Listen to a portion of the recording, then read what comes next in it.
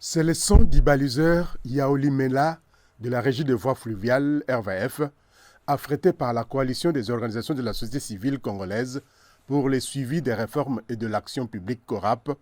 Il donne ainsi le signal du départ vers l'île Mongolais, à 10 km du port de la RVF.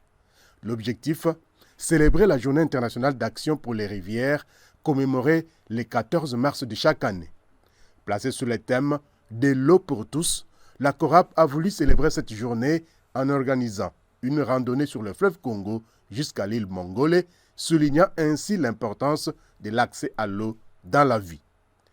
Donnant le go de l'activité, le directeur technique de la RVF, Luc Cédric Tchumbu, a expliqué la mission de sa régie en sa qualité d'office des routes navigables de la République démocratique du Congo, avant de souhaiter une bonne randonnée à tous les participants venus célébrer cette journée d'action pour les rivières avec la CORAP.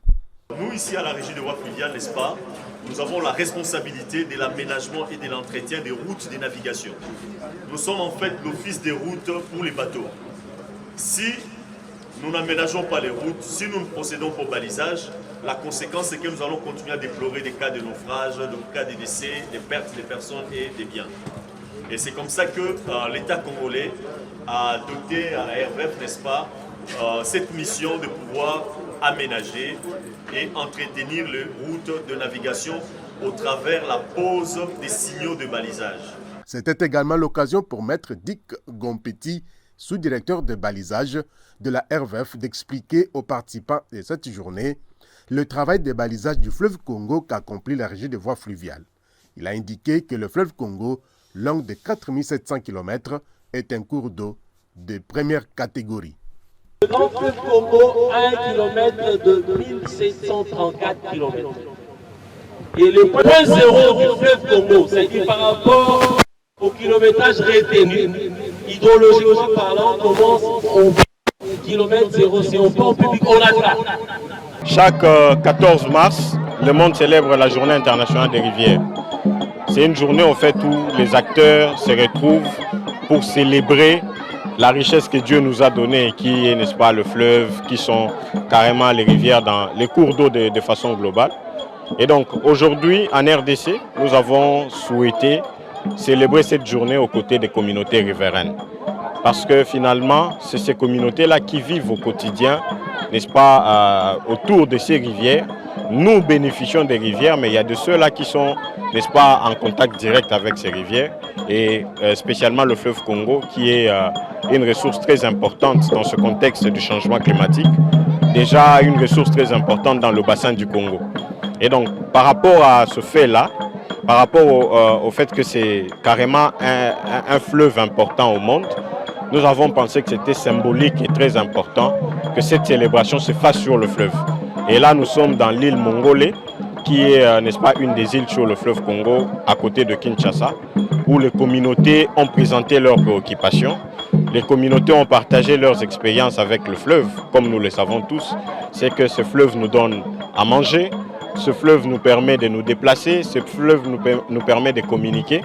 Carrément, ce fleuve nous donne de l'eau douce, qui est d'ailleurs recherchée de par le monde. Donc, le 14 mars 2024, la CORAP, l'objectif c'était d'organiser une célébration au vrai sens du mot, aux côtés des communautés, aux côtés des populations riveraines, pour essayer d'évaluer, n'est-ce pas, l'intérêt de ces communautés par rapport à la protection de ce fleuve ou de cette rivière. Et donc, c'est comme ça que un des messages importants qu'on a pu adresser en ce jour, c'est la problématique de la gestion durable des ressources en eau en RDC, cas du fleuve Congo. Comment est-ce qu'on doit être à même de protéger notre fleuve Congo, qui est une ressource importante?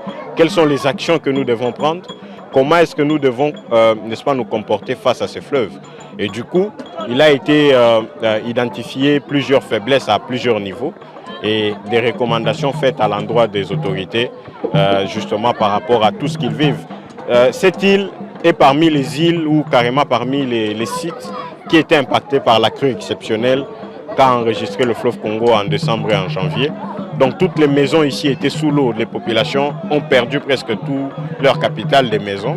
Et donc l'idée c'était de compatir avec eux, de de le renforcer pour dire qu'ils ne sont pas seuls et que nous sommes à côté d'eux pour que, n'est-ce pas, qu'on mène ce plaidoyer au plus haut niveau, de sorte que l'État puisse réunir toutes les conditions pour ces populations qui vivent ici.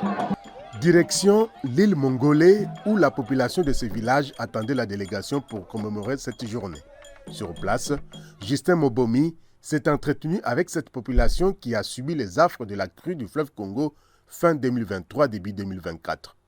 L'eau étant la vie, elle doit procurer ce qu'il faut pour la vie et doit être bien entretenue, a souligné Justin Mobomi. L'île Mongolais, du nom de son fondateur, est un grand marché de poissons. Le représentant du chef de l'île a souhaité la bienvenue à la délégation avant d'expliquer les difficultés qu'éprouve la population de cette île dont l'activité principale est la pêche. Eau potable, lutte pour les inondations ayant emporté les habitations, outils pour les pêcheurs, assainissement du fleuve, autant de problèmes soulevés par la population. Les doléances de cette population ont été bien entendues par la CORAP. Son secrétaire exécutif, Emmanuel Moussouyou, a promis de les apporter aux autorités compétentes tout en assurant que l'une des raisons de cette descente sur les terrains est d'écouter la population de ce coin de Kinshasa en marge de cette journée consacrée à l'action pour les rivières dans le cadre des défis de la gestion durable des rivières, fleuve Congo en RDC. Que cette population, elle vit dans une précarité vraiment sans précédent. Elle manque de l'eau potable, elle n'a pas d'électricité, elle vit, n'est-ce pas, aux côtés d'une pollution. Parce que finalement, le fleuve est pollué par des déchets qui viennent soit des entreprises ou des ménages. Et du coup, ça fait partie des problèmes vitaux. Et nous estimons que l'État doit, dans n'est-ce pas, le plus bref délai, prendre des mesures importantes pour protéger cette population. Parce que les conséquences sont lesquelles? Elles vont continuer à vivre dans cette pollution ou dans ces conditions. Les maladies vont se créer et vont se répandre très rapidement. Et du coup, les conséquences seront fâcheuses sur la santé, sur la vie de ces communautés. Et donc, parmi les problèmes phares qu'on a constatés ici, c'est qu'ils n'ont pas des bonnes maisons pour vivre. Ils s'entassent, ils n'ont pas des installations hygiéniques, ils n'ont pas de l'eau, ils n'ont pas d'électricité. Voilà, donc toutes les conditions ne sont pas réunies pour que les gens vivent dans ces conditions. Donc l'État ne doit pas permettre que les gens vivent dans ces conditions et il faut qu'ils trouvent des solutions idéales parce qu'on a vu que c'est une cité administrativement reconnue par l'État. Il y a un chef du coin et donc l'État doit prendre des mesures pour répondre à tous les besoins qu'il y a en ce lieu. À Kinshasa, comme partout ailleurs à travers le monde, des milliers d'individus élèvent la voix pour honorer les rivières du monde et les personnes qui luttent pour leur protection. La Journée internationale d'action pour les rivières est donc un jour où il est célébré la restauration des rivières.